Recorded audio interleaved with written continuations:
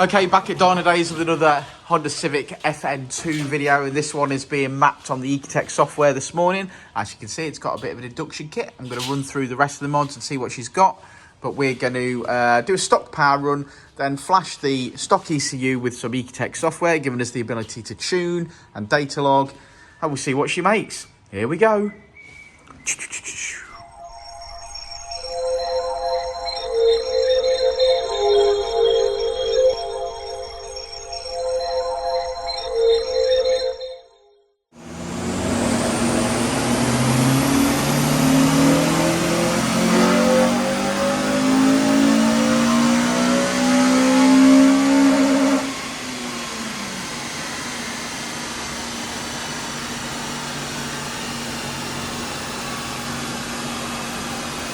Okay, stock power run done. It's actually done better than I thought it would on these mods, which is not very many. It's made 214 brake horsepower, so that's with just an induction kit and a decat. Now, peak power wise, I very much doubt there's much power to be had at peak, but we'll see what we make in the mid-range. We're just flashing the Ecutek race ROM onto the standard ECU, and then we're going to get mapping. So here we go again.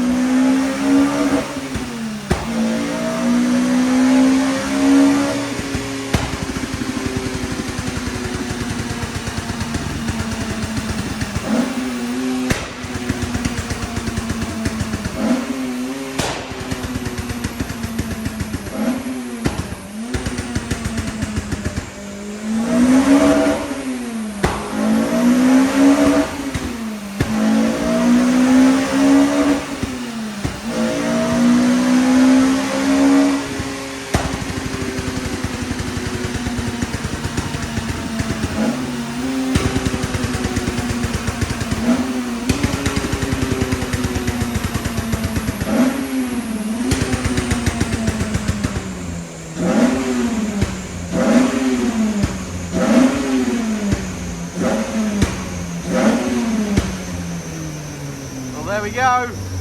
Woo! Take two. Okay, so black FN2 that we've tuned today, and it's got very minimal mods. It's got a decap pipe and a homebrew induction kit. Obviously, K20 FN2s respond very well to breathing mods, as do most engines really, but this one does not have those. So it's still on its stock manifold and its stock exhaust, stock inlet manifold, and it's well, I mean, we didn't expect to make any peak power today, was basically the way we looked at it. Generally, it's got some mods on it, but obviously very minimal. The car will make what it makes, and it won't make any more because obviously you've got a restriction, because obviously the standard parts just aren't good enough to make power. Standard exhaust obviously tiny. So we didn't expect to make peak power. I think we've done well. We've made some in the mid-range. Made 20 brake horsepower in the mid-range. Made 20 brake in the mid-range, and then pretty much from maybe around the 5.5 to 6,000 mark, it's leveled out and it maintains the same all the way to the end. And then we've just continued power for, you know, to extend the rev range basically to 8.6. So yeah, you've got a bit more rev range and there's a bit of power in the mid-range, but we didn't expect to make any peak power anyway, and we certainly haven't. No, it still leaves with all its cool features, which, you know, for me, when I was tuning my FN2, made all the difference, made you feel a bit more connected to the car. Launch control, switchable maps, you know, flat foot shifting if you dare do it. I'm a bit shy when it comes to flat foot shifting, but yeah, I mean, it's mapped up and it's got some features, and yeah, it's made some power in the mid-range, which is where it counts, really. Yeah, I think so.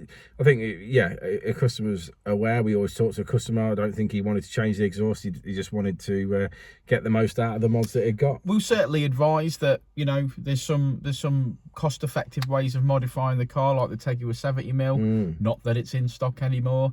And other things, you know, induction kits and stuff. We could make this car make more power. It's just about funds, isn't it? Yeah, that's right. I mean, obviously, if someone just wants to put a decat on and do that and map, well, there's 20 brake horsepower in the mid-range to be had. It's still spat a little flame. Yeah, still spat a little flame out. So cheeky little flame. So yeah, I think overall, I think it's done very well.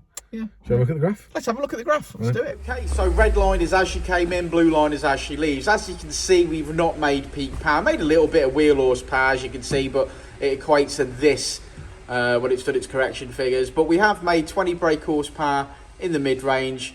Yeah, pretty happy with that.